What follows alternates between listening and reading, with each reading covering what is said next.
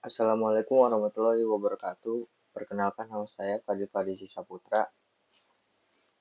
NIM saya 41822010113. Di sini saya akan mempresentasikan tugas saya untuk ujian akhir semester komputer masyarakat. Di sini pertanyaan nomor 1, berikan contoh studi kasus yang menceritakan tentang hak-hak kekayaan intelektual baik mengenai hak kekayaan industri maupun hak kekayaan teknologi informasi yang terjadi di dalam negeri dan di luar negeri. Masing-masing 3 ya untuk studi kasus dalam negeri dan luar negerinya. Oke, yang pertama yang dalam negeri. Di sini ada DC Comics versus Wafer Superman, yang dimana perusahaan komik terkenal asal Amerika Serikat, DC Comics pernah menggugat perusahaan Indonesia. DC menggugat produk Wafer Superman yang dibuat oleh PT Singfarm Makmur.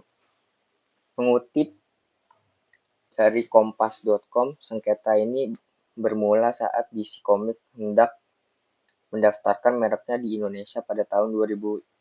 Namun, permintaan tersebut ditolak oleh Direktorat Jenderal Kekayaan Intelektual karena sudah ada produk terdaftar dengan nama serupa. Gugatan DC kemudian ditolak karena dinilai kabur dan pihak penerima kuasa dinilai bertindak melebihi wewenang. Yang kedua di sini pelanggaran hak cipta Warkop DKI. Pada tahun 2021, grup lawak Warkopi yang dianggap mirip grup kawakan Warkop Dono, Kasino, dan Indro Warkop DKI menjadi perbincangan publik. Warkopi yang terdiri dari Alvin, Dwi Krisnandi, Alfred Dimas Kusnandi, dan Septriadi Caniago dianggap telah melanggar hak kekayaan intelektual yang dimiliki oleh Warkop DKI.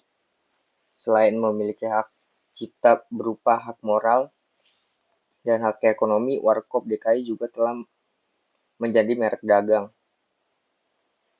Yang ketiga adalah IKEA Swedia versus Intan Khatulistiwa Esa Abadi.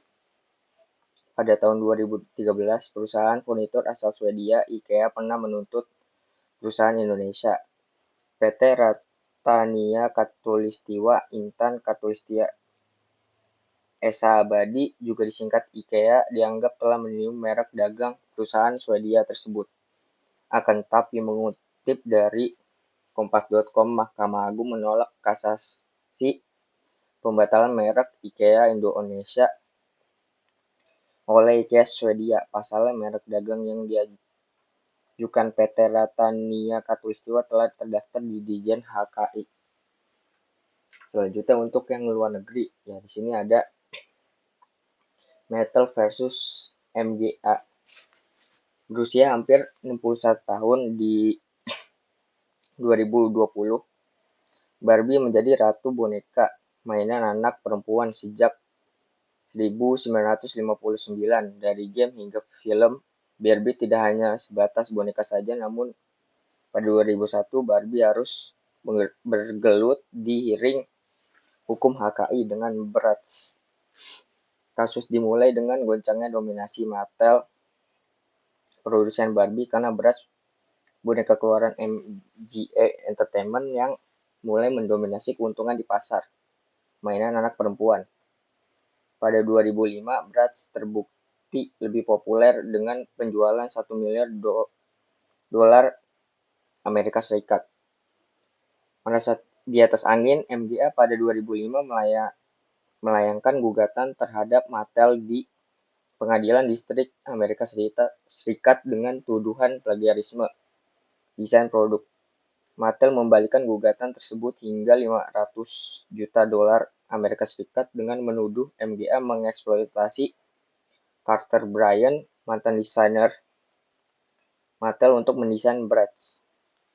Yang kedua adalah DC Comics versus Fawcett Comics. Kemunculan Superman lewat komik action comics isu nomor 1 pada 1938 menginspirasi kebangkitan genre superhero di dunia komik. Fawcett Comics menciptakan superhero mereka sendiri bernama Captain Marvel melalui komik Whiz Comics isu nomor 2 pada tahun 1939.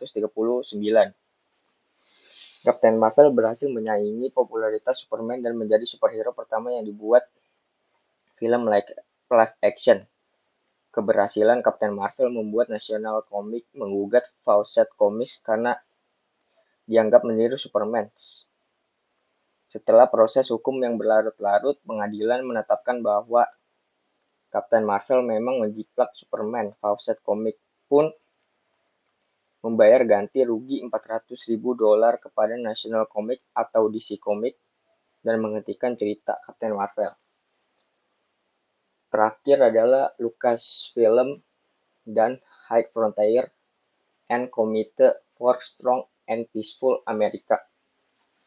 High Frontier dan Committee for Strong Peaceful America pada 1985 menyebut program Strategic Defensive Initiative atau disingkat SDI tersebut sebagai program Star Wars karena program tersebut meletakkan persenjataan penghancur rudal di darat dan luar angkasa. Ilmuwan dan jurnalis pun ikut menyebutnya Star Wars. Star Wars adalah film yang rilis pada 1977 dibintangi oleh Mark Hamill, Harrison Ford, dan almarhum Carrie Fisher. George Lucas, pendiri Lucasfilm dan yang menggarap Star Wars, tidak ingin citra filmnya rusak karena patriotisme semata. Pada tahun 1985, Lucasfilm mengajukan gugatan terhadap High Frontier dan Committee for Strong and Peaceful America. Selanjutnya nomor 2 adalah apa yang dimaksud dengan plagiarisme dan bagaimana cara mencegah plagiarisme. Ceritakan minimal 3 buah kasus plagiarisme dalam negeri ataupun luar negeri yang kasusnya bersentuhan dengan hukum. Pertama, apa itu plagiarisme? Plagiarisme atau plagiat, kadang disebut juga penjiplak, adalah pengambilan karangan pendapat dan sebagainya dari orang lain dan menjadikannya seolah karangan dan pendapat sendiri. Plagiat dapat dianggap sebagai tindakan pidana karena mencuri hak cipta orang lain. Cara mencegah plagiarisme. Pertama, gunakan program uji plagiarisme. Kedua, mengutip sumber. Ketiga, sertakan citasi. Dan keempat, lakukan interpretasi.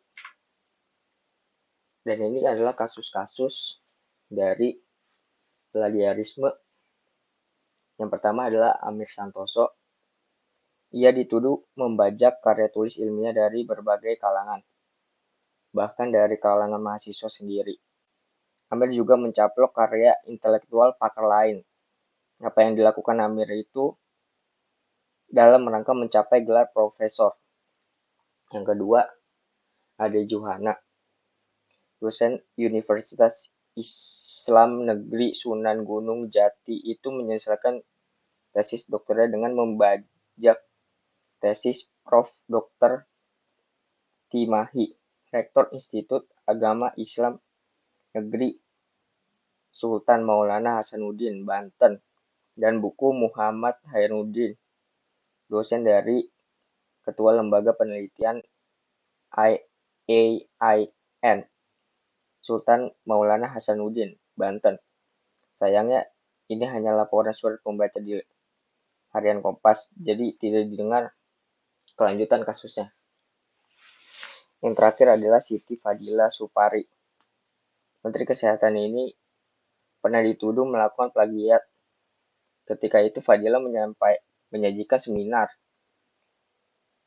berjudul Cholesterol Lowering Effect of Soluble Fiber as an Adjunct to low calories Indonesian diet in patient with hypokolesterolemia di Pusat Jantung Nasional Harapan Kita, Jakarta 29 Oktober 2002. Apa yang disajikan mirip dengan karya James W.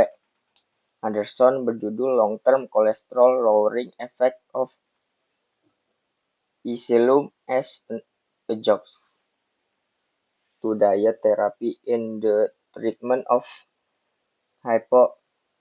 Hypercholesterolemia yang dimuat di American Journal of Clinical Nutrition Volume 71 tahun 2000. Lalu nomor 3, jelaskan pengertian dari masyarakat informasi. Berikan contohnya dalam sebuah studi kasus. Apa itu masyarakat informasi? Masyarakat informasi adalah masyarakat yang melakukan kegiatan distribusi, penggunaan, dan manipulasi informasi dalam aktivitas ekonomi dan politik dan budaya secara signifikan. Tujuannya untuk mendapatkan keuntungan kompetitif secara internasional melalui penggunaan teknologi informasi dengan cara kreatif dan produktif. Contoh kasus adalah Stop Asian Hate. Pandemi COVID-19 yang pertama kali dilaporkan di kota Wuhan di Tiongkok telah menyebabkan peningkatan jumlah rasisme terhadap orang Asia dan Asia Amerika oleh retorika Donald Trump. Dan dengan adanya peningkatan jumlah rasisme, komunitas orang Asia di Amerika Serikat memulai gerakan Stop Asian Hate yang berawal dari internet. Internet pun berperan besar dalam penyelesaian masalah ini. Melalui internet, orang-orang dapat terhubung, berbagi cerita, dan membangun kesadaran tentang perlunya menghentikan kebencian terhadap orang Asia. Media sosial, forum online, dan platform berbagi konten kemungkinan menyebarkan informasi, memperkuat solidaritas, dan memberikan dukungan kepada korban kebencian. Nomor 4, ceritakan mengenai semua hal yang terjadi di diri Anda dengan menggunakan analisis SWOT. Di sini untuk strength atau kekuatan, nomor 1, cukup menguasai bahasa program C++. Nomor 2, menguasai beberapa software berbasis desain grafis dan IT. Nomor 3, dapat bekerja sendiri maupun dalam tim. Weakness, kelemahan. Nomor 1, ragu dan kurang percaya dengan kemampuan diri sendiri. 2, mudah teralihkan dan susah fokus melakukan sesuatu hal. 3, butuh waktu yang cukup lama untuk mampu beradaptasi dan berbaur dengan lingkungan sekitar. Opportunities atau peluang. Nomor 1, pertumbuhan industri IT yang terus berkembang yang membuat tenaga kerja IT sangat diperlukan. 2, peluang kerja di berbagai perusahaan di berbagai sektor industri. 3, peluang dalam membangun bisnis sendiri. Threat atau ancaman. Nomor 1, persaingan yang ketat dari lulusan jurusan IT lainnya. 2, perubahan teknologi yang sangat cepat dan berkelanjutan. 3, resiko keamanan cyber dan privasi data yang meningkat. Terakhir nomor 5, ceritakan kegiatan pengabdian kepada masyarakat yang telah kalian lakukan. Jadi di sini kami dari kelompok 7 dengan judul Pengmas Pemanfaatan Teknologi bagi Pemilik Usaha UMKM untuk meningkatkan penjualan. Di sini kami melakukan sosialisasi sosialisasi tentang pemanfaatan teknologi, yaitu berupa QRIS dalam peningkatan penjualan. Di sini kami ada 5 orang. Ada saya, Fadil Saputra, ada Gilang Adi Saputra, ada Arya Postel, ada Zidan, dan ada Farhan Faiz.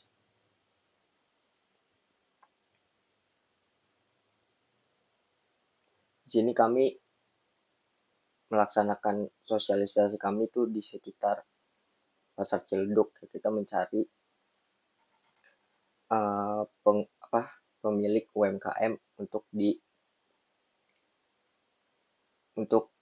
diberikan atau diberikan materi tentang pemanfaatan cara bagaimana QRIS dapat meningkatkan penjualan. Jadi segitu dulu dari saya. Kurang lebihnya mohon maaf. Wassalamualaikum warahmatullahi wabarakatuh.